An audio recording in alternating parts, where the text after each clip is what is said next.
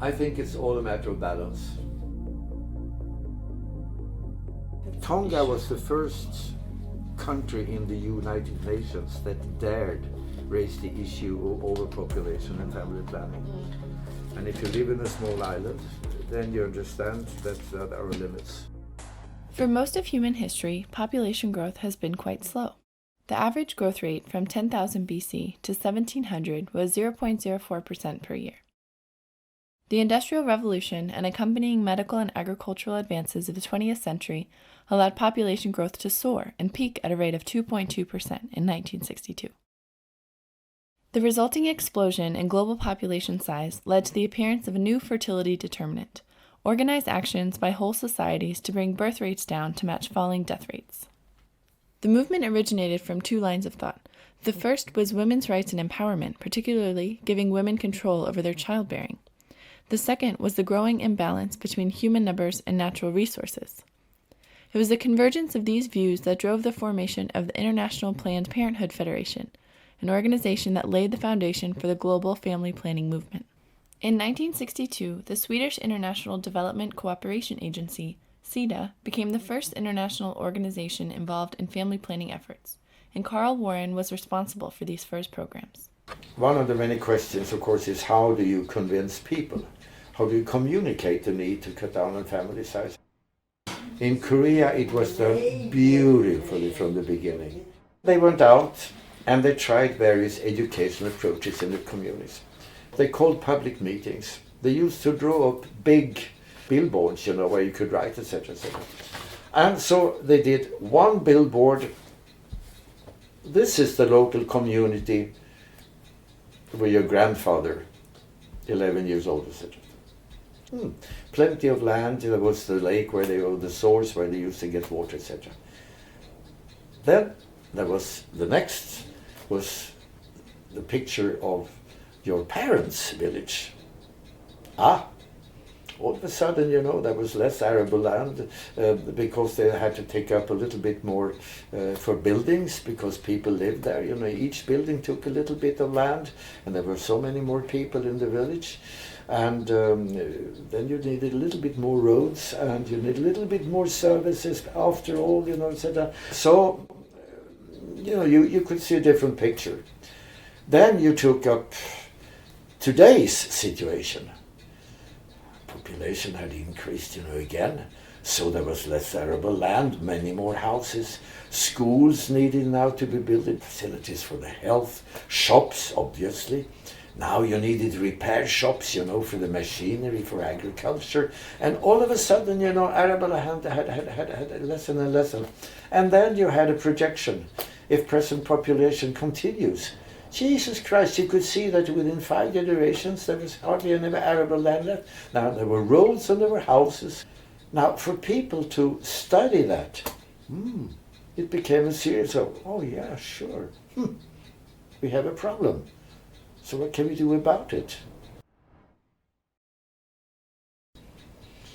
It has been decentralized. It has been built on an intelligent agricultural analysis of the country possibilities. It has been given a historical aspect. And women and the local village heads have been the key people, not somebody from a big town or the governor or let alone, the capital. So it has been local responsibility, local things, and women have been very much. In Korea, those women clubs, every village they created a women's club, in the late 60s, early 70s. The government, they did everything right, and they also invited the private sector, Planned Parenthood Federation of Korea, from the very first day into the thing. Thereby they enlisted the best professors in medicine, the best social scientists, and they enlisted everybody else, and they delegated responsibility to them. There was never, as far as I know, any conflict of interest. Now, that is not true in many other countries where there were terrible fighting for power. In India, none of that. And a totally corrupt situation. They went out from the very beginning that India needs Jesus Christ, all the places I went to already in 1963, my first trip to India, India was not even a concept. New Delhi, most people never heard of, you know. I mean, so whatever India or New Delhi needs, you know, who cares? You know, who cares? They knew the next birth. In 1975, the Prime Minister of India issued a national emergency. During this 21-month period, voluntary sterilization programs became coercive sterilization campaigns used as an exertion of power. Corrupt state leaders introduced draconian measures to meet mandated targets and gain political influence. I went to see those sterilization camps, and it was terrible. I remember doctors. They were working per capita, you know, the more vasectomies they could do, they get, you know, for each of them. So they didn't even have time to let the anesthesia work. And you see these poor guys coming in and getting, you know, that 30 rupees in sometimes a transistor. And, you know, in the injectable is in there, you know, in the scrotum, and then the cuts.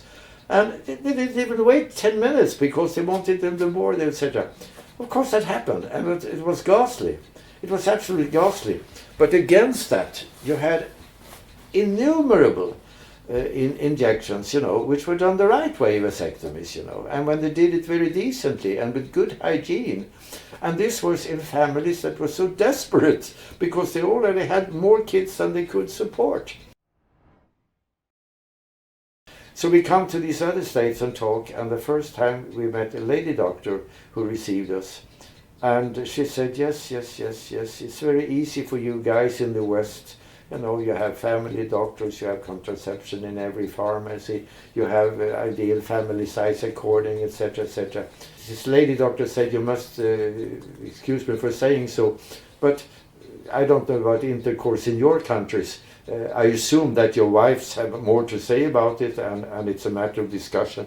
She says, that's not the case in the Indian village, of which we have 600,000, you know. And for these women, even if the injectable doesn't work, when her husband gets vasectomized, it's an enormous liberation. It's the most important thing that happened in her whole life. She won't bear a seventh unwanted kid, which, you know, she suffers.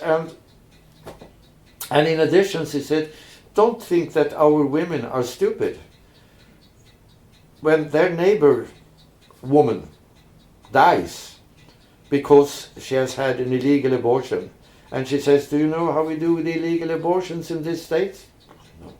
Well, it's a job which is inherited according to your caste for the barber's wife. She uses a plant and she runs it into the uterus of the pregnant woman.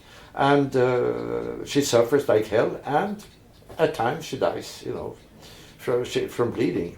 Everybody knows this, and still they are so desperate, this lady doctor says, not to have this additional child, because they cannot, they suffer, they die, you know, and all the child which is perhaps, if she's lucky, breastfeeding another few months, you know, so that you'll have a better chance. So that was the first time we got a complete different view from these enforced, sometimes. It was not a rule, it was an exception, but a terrible exception when you see it and when you don't look at the bigger perspective. Again, it's a balanced perspective. But this lady doctor helped our minister and myself, and we were 2 or 3 more in the group.